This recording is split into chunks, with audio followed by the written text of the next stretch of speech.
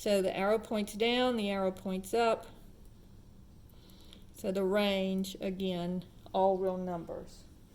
Now, we do have a couple of weird ones that I wanted to go over. For example, problem number 11 is just a graph. So if this is 1, and this is 3, and this is -1, and this is 1. And it looks like a box. All right, so this is 1 and this is 3. So notice when I come across, where does it hit the graph? It doesn't hit the graph until I hit 1. So my domain is going to be from 1, and it does have points at 1, and then it hits the graph here, here, here, until I get to 3, and then it doesn't hit the graph anymore. So my domain is going to be from 1 to 3. My range, going from bottom to top, notice it doesn't hit the graph over here until I hit -1. And then it hits the graph here, and then it stops hitting the graph at 1. So my domain is from 1 to 3, and my range is from -1 to 1. Problem number 12. If I have a vertical line. Now this is not a function, and let's say that this is the line x equals 4. So here my domain would be 4, but notice that it goes down towards infinity, goes up towards -infinity, goes up towards infinity. So my range is going to be all real numbers. All right. Problem number 13. What if I have a circle?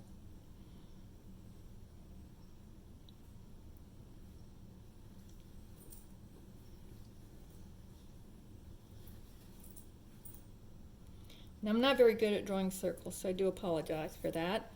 But if I have a circle, here I have my domain goes from, here's -2 to 2. So it doesn't hit the graph over here, and the graph starts at -2, and then it ends at 2. And then down here, going from bottom to top, it starts at this point and ends at this point. And again, that's -2 to 2.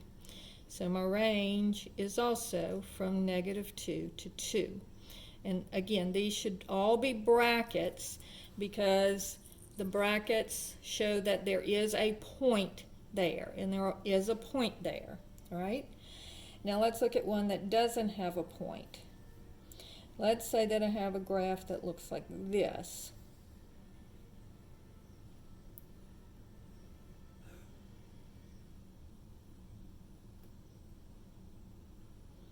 And let's say that this point is -2, 3, and this point is 2, -3. Okay, so on this one, my domain going from left to right, notice that there is no point, and this doesn't come straight down, this is kind of going over and down. So there is no point when x is -2, that's an open circle. So I'm going to put a parenthesis at the -2, and then I have graph all the way over here, but then it stops here at 2.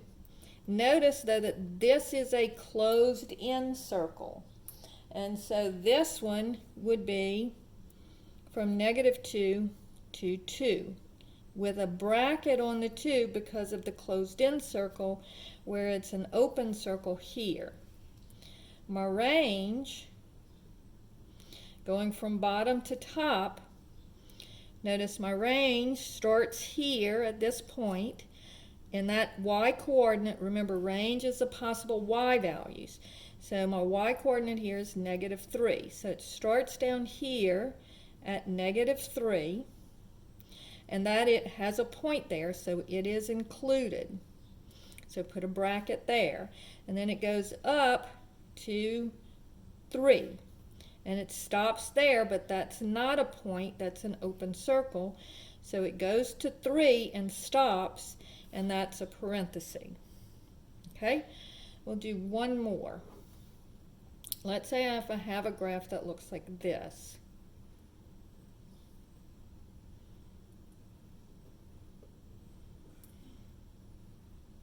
With an open circle. And let's say that this is the point -3, 2. All right. So looking at my domain, going from left to right. Okay, so this is 1, 2, 3, -3, and this is up 1, 2. All right. So going from left to right, I don't have any graph until this point, and that's where it starts. But notice that it doesn't have a point at -3, it has an open circle. So this is going to be -3 with a parenthesis is where it starts. Then this one goes down, but it also goes to the right. And so if I have an arrow, it means it keeps on going down, and it keeps on going to the right. So this does go all the way to infinity. When I'm looking at my range, notice that -infinity is down here, infinity is way up here. This one, and you always go from bottom to top. All right, so this one starts at -infinity. And remember, infinity and -infinity always have parentheses because you can never reach infinity, so you can't put a bracket on it. And then it goes here, so see, I can hit the graph until I get up to 2, and that's where it stops. But the 2 also has this open circle, so it's going to be a parenthesis.